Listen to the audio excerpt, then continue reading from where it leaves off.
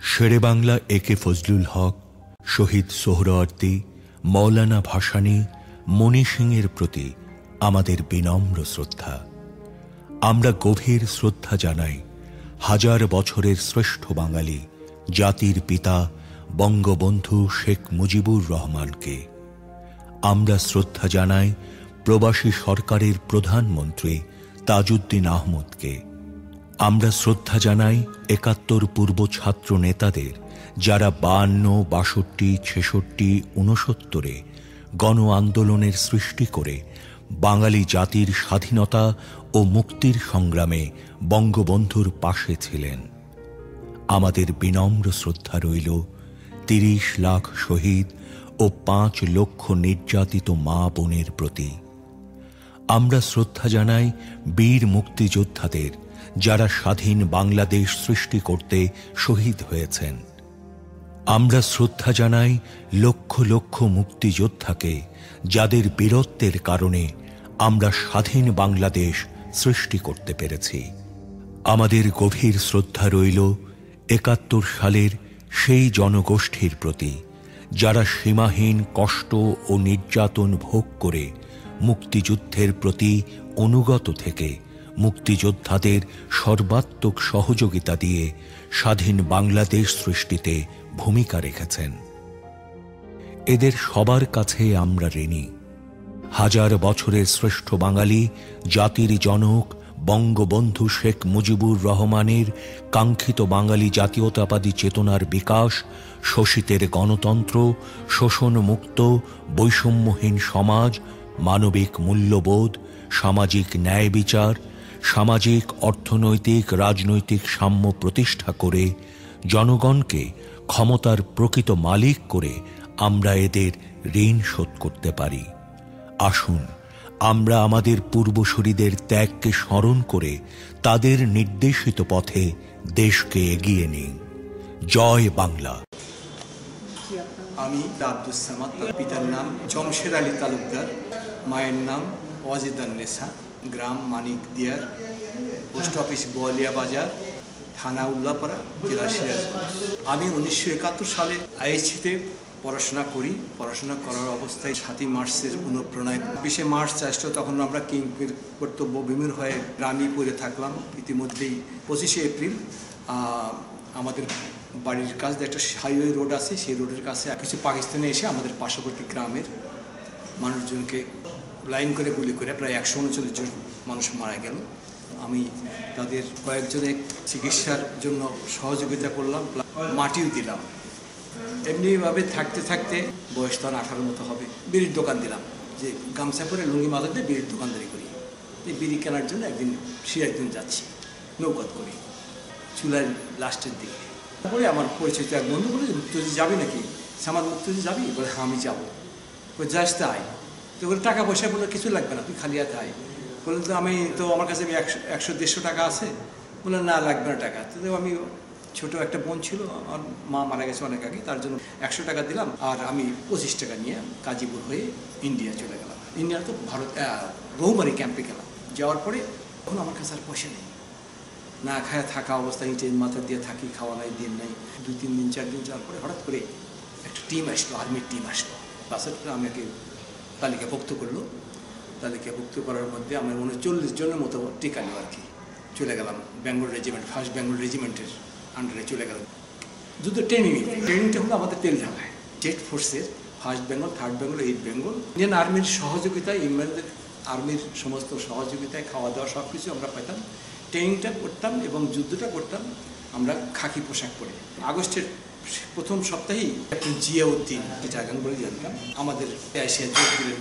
টল figure, প্রিন্সের মতো চেহারা, আর সেই নিয়ে আমাদের খুব কঠোর পরিশ্রম করালেন, কঠোর ট্রেনিং দিলেন। আমাদের তখনকার যুদ্ধটা সিস্টেমটা ছিল এরকম যে আমরা যে অ্যাটাক করব, রাত্রে অ্যাটাক করব, শেষ সাথে দেখি আসবো। এটা ওখান থেকে চলে গেলাম আপনার ইয়াতে। আমাদের ট্রান্সফার করলো আপনার ত্রিপুরার দিকে দিয়ে আসলো। আমরা গুয়াহাটি হয়ে, শিলং হয়ে ত্রিপুরায় আসলাম। আসার পরে আমরা শ্রীমঙ্গলে একদিন আমরা অ্যাটাক করলাম। অ্যাটাক করার পরে আপনাদের কমান্ডার কে ছিলেন? কর্নেল জিয়াউদ্দিন। উনি কমান্ডার, এবং জেট ফোর্সের কমান্ডার, মূল কমান্ডার ছিল আপনার জিয়াউর রহমান। আর কোম্পানি কমান্ডার ছিল ক্যাপ্টেন মাহবুবুর রহমান, এবং মেজর হাফিজও ছিল, সে ও বি কোম্পানির কমান্ডার ছিল। একবার একটা স্মৃতির কথা বলি, আমরা যখন শ্রীমঙ্গলের মধ্যে গেলাম, যে এক জায়গায় অ্যাটাক করতে যাতে, সেখানে পেলাম না তাদেরকে। এখন আমরা যদি ওখানে যে দিকতে আসি সেই রাস্তা যাই, তাহলে আমরা পাকিস্তান আর্মিকে ধরা পড়ি। আর যদি শ্রীমঙ্গল থানার মধ্যে যাই, গাইড আমাদেরকে বললো, তাহলে আমাদের রাত থাকতে আমরা ভারতে চলে যেতে পারবো। তো শেষ পর্যন্ত আমরা শ্রীমঙ্গল থানার সামনে দিয়ে রওনা, প্রায় 400 জন ফার্স্ট বেঙ্গলের ছিলাম। তো শুধু একটা এলএমজির ব্রাশের দরকার ছিল, যদি ফ্লাশ করলেই পারি আমরা শেষ হয়ে যাব, কারণ থানার সামনে ধরে আর্মির সামনে দিয়ে যাওয়া। পরে ওরা থতমত খেয়ে গেল যে আমরা 400 জন মানুষ পার হয়ে চলে গেলাম। ওদের যে ড্রেস আমাদেরও সেই, ওদের যে রাইফেল আমাদের সেই, ওদের হেলমেট যেটা আমাদেরও তাই, ওরা বুঝতে পারে নাই। যাই হোক, তারপরে একটা অ্যাটাক হলো আপনার ধলই, সেটা ইতিহাসে লেখা আছে। প্রতি 5 মিনিটের মধ্যে একটা করে বোম পড়তো। সেই বোম অ্যাটাকে বীরশ্রেষ্ঠ হামিদুর রহমান মারা যায়। আমরা হয়তো এলাকা ভাগ থাকে, আমি এই জায়গায় আছি, গুলিস্তান আছি, অমুক জায়গায় আছে, মানে একটা এলাকার মতো ওর এলাকায় ও ছিল, ও বীরশ্রেষ্ঠ হামিদুর রহমান মারা গেল। তারপরে আমরা ফিরে গেলাম। পরবর্তীতে 19শে নভেম্বর রাত্রিতে আমরা ঈদের নামাজ পড়ে একদম ব্যাগেজ সেটা চিড়া, সেটা পানি যা যা পানি নিয়ে প্রায় 30-35-40 কেজি ওজন ক্যারি করে নিয়ে ভিতরে ঢুকলাম। এই ট্রেনিংটা দিয়েছিল মেজর জিয়াউদ্দিন। ওইটা নিয়ে আমরা একবারে ভিতরে ঢুকে পড়লাম, কানাইঘাট বর্ডার দিয়ে বিল, তামাল বিল হয়ে আমরা ছিঁড়িটি বন্ধ করার জন্য ঘুরতে যাচ্ছি। রাস্তায় বর্ডার ক্রস করছি, ঘুরতে ঘুরে যাচ্ছি। আমরা সিঙ্গেল ফলিং করে চলে যাচ্ছি। 7 দিন 8 দিন যাওয়ার পর এর মধ্যে আবার ফের কিছু আর্মি ধরা পড়লো, পাকিস্তান আর্মি। আমার স্যার ক্যাপ্টেন মাহবুব, উনি তাদেরকে মুড়ি খেতে দিলেন সকালে, মারলেন না, স্যার করলেন না, করে পাঠায় দিলেন ইন্ডিয়া নিয়ে যাবেন। আমরা তারপরে আসলাম কানাইঘাট থানা, রাত্রে আসলাম। আসার পরে সকাল ভোর 6টার সময়, 28 নভেম্বর ভোর 6টায়, এপার হলো কানাইঘাট থানা, এপারে হলো সুরমা নদীর অপর পার। তো ওই পারে আমরা বাংকার করে আসছি। আমরা সারা একবার আসছি, তারপরে বাংকার করছি। ওই 5টা-6টায় তখন সূর্য উঠতেছে, এর মধ্যে ওই স্যার বলতেছে বম্বিং করে বাধ্য অবস্থা। পরে হঠাৎ করে দেখি একটা বোম পড়ে গেল স্যারের সামনে পড়ে। স্যার বলতেছে মারো, ডাইনে মারো, বামে মারো। ওদের পাকিস্তান মুভমেন্ট বোঝা যায়, ওরা থানার ওপার তো, নদীর ওপারই থানা। তো এর মধ্যে একটা ফাঁসা স্যারের বুকে টুকে লাগলো, পায়ে লাগলো, বুকে লাগলো, পেটে লাগলো, আর ওয়াইল্ডলাইফ অপারেটরের মাথায় লেগে খুলি উঠে গেল। তখন আমরা তাকে নিয়ে পাশের গ্রামে নিয়ে চলে গেলাম। আমরা 4 জন মানুষ নিয়ে যেয়ে তখন রাখলাম। পরে উনি স্যার ওখানে শহীদ হয়, গৌরীপুর নামে একটা জায়গা, সেখানে তার সমাধি হয়, এবং তার নামটা, গ্রামের নাম মাহবুবনগর রাখা হয়। ওনাকে পরবর্তীতে এসে বঙ্গবন্ধু সরকার বীরোত্তম পদকে পদবীত করে। এইভাবে করতে করতে আমরা সিলেট চলে আসলাম। সিলেট বিমানবন্দরের কাছে আসলাম। আসার পরে জিয়া স্যারও এসেছিল, আমরাও ছিলাম। কাঁচা গরুর মাংস বলতে গেলে সিদ্ধ করা, লবণ ছাড়া, কাঁচা নুন ছাড়া। জিয়া স্যারও আছে ওখানে, আমরা এখানে আছি, আবিদ স্যারও আছে, সবাই মিলে এগুলো খেলাম আর কি। তারপরে দেশ স্বাধীন হয়ে গেল। স্বাধীন হওয়ার পরে তারপরে চলে আসলাম হবিগঞ্জ। এর মধ্যে একটা ঘটনা ঘটে গেল, 3rd বেঙ্গল 8 বেঙ্গল ডিসমিস করে দিল, কিন্তু 1st বেঙ্গল ডিসমিস করবে না। জিয়া স্যারের একটাই কথা, আমার ব্যাটালিয়ন প্রতি মুহূর্তের জন্য যুদ্ধের জন্য প্রস্তুত থাকতে হবে, আমি ডিসিপ্লিন ব্রেক করতে দেব না। শাবাজ জামিন ছিল 3rd বেঙ্গলের, উনি তার বেঙ্গলকে ডিসমিস করে দিল যে তোমরা তুলে যাও, তুমি যে 6 মাসের মধ্যে 3 মাসের মধ্যে আসে তোমার চাকরি থাকবে। কিন্তু মেজর জিয়াউদ্দিন স্যার তাদের দিলেন না, আমাদেরকে ওই 10 জন গেল, 10 জন আসলো। এইভাবে করতে আমি ঢাকায় আসলাম। ঢাকার পরে আসার পরে বঙ্গবন্ধু শেখ মুজিবকে অর্ডার দিলাম। তারপরে ইন্দিরা গান্ধী আসলো, তাকে দেখলাম, করলাম, স্বাগত জানালাম। তখন আমার ফিলিংস ছিল এরকম যে আমি ইন্টারমিডিয়েট পাস ছাত্র, আমি লেখাপড়া সে অনেক বড় হবো, লেখাপড়া শিখবো, আমি আর্মির চাকরি আর করবো না, কমিশন পাওয়া সম্ভব না, হয়তো দেবে না, যার জন্য আমি চাকরি ছেড়ে চলে গেলাম। এই তারপর থেকে এখন বেঁচে বসে আসি। আল্লাহ আপনার দোয়ায়। আমি পরিবর্তনের বিশ্বাসী, এবং এই অনাচার, কুশাসন, দুঃশাসন এগুলোকে আমি ঘৃণা করি। আমার দুঃখের কথা বলতে হয় যে আমি মোটামুটি মুক্তিযুদ্ধ নিয়ে লেখালেখি করে, ফেসবুক চালাই। আমাদের ইবিএসের তালিকায় 9854 জন তালিকা আছে, তালিকাভুক্ত আর্মি আছে। সেই তালিকার কোনো বাপ মা নাই, তার বাপের নাম নাই। ওই তালিকায় যাদের নাম আছে, জিয়াউর রহমান, ওসমানী, কিংবা বীর প্রতীক মোজাম্মেল হক, বীর প্রতীক মোনায়েম খান, এদের কারো বাপের নাম নাই। ইভেন আমাদের নাম তো নাই।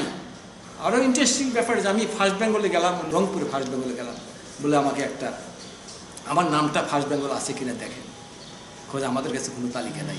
ওনারা দিল কি একটা 122 জন মানুষ মারা গেছে, শহীদ হয়েছে, তাদের তালিকায় তাদেরও বাপের নাম নেই। তো আমরাই কথা চাই আমাদের নাম থাকবে, আমাদের বাপের নাম থাকবে। আমরা ভালো একটা দেশের জন্য যুদ্ধ করতে গেছিলাম, আমরা চোরটাদের জন্য তো যুদ্ধ করতে চাই। এত সম্পদ তো আমাদের দরকার নেই। নতুন প্রজন্মকে আপনি নতুন প্রজন্মকে আমি সৎ হয়ে বেঁচে থাকুক, সতের থাকার বিকল্প নাই। এবং এই অন্যায় অত্যাচারের জীবন না। চোরের 10 দিন, সাধুর 1 দিন। চুরি করলে একদিন ধরা পড়তেই হবে। যে জীবনের কী দাম আছে, কী লাভ এত কিছু করে? সুন্দরভাবে লেখাপড়া করে জ্ঞান বিজ্ঞানে উন্নতি হোক, আমিও তাই চাই। আমার সন্তান একটা চিরাং ভার্সিটিতে পড়তেছে ফিজিক্স, আমার 2টা ছেলেটা কিছুই করে, চাকরি পায়নি। তাদের চাকরি দিয়ে ঘুষ দিতে পারিনি, চাকরি হয়নি। আমার ছেলেটা বলছে তুমি চলে যাও, বিদেশ চলে যাও, আমি চাইছি তুমি বিদেশে চলে যাও। 30 লক্ষ শহীদ ও 5 লক্ষ নির্যাতিত মা বোনের সম্ভ্রমের বিনিময়ে আমরা স্বাধীন।